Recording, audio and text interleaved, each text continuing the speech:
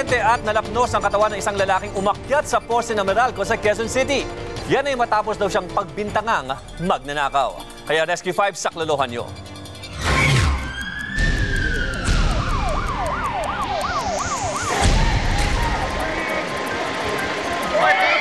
Agaw pansin ng lalaking ito na umakyat sa tuktok ng poste ng kuryente sa Quirino Highway, Novaliches, Quezon City. Sinubukan siyang pababain ng isang residente pero bigo ito. Agad naglagay ng hagdan ng mga residente at rescuer pero lalo lang umakyat pataas ang lalaki. Makikita makalapno sa kanyang katawan pero mukhang hindi niya ito iniinda. Maya-maya pa, dalawang residente ang umakyat at nahikayat na lalaki na bumaba na. Agad namin pinahiga sa spine board ang lalaking nakilalang si Peter Rosas. 1, 2, 3. Isinakay namin siya sa ambulansya para madala sa ospital. Halos lapnos ang buong katawan ni Peter mula braso hanggang binti. 3 beses kasing sumabog ang fuse ng poste matapos niya itong tapakan. Para makaiwas tayo sa infection, since nasunog yung balat niya, i-wrap muna natin ng basang gasa para hindi dumikit.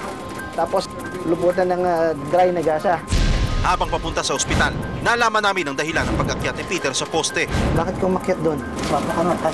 Ano ba nangyari? Gusto mo na magpakamatay? Hindi na ako Napapasigaw si Peter sa sobrang sakit habang binibigyan namin siya ng first aid. Chinek din namin ang kanyang blood pressure.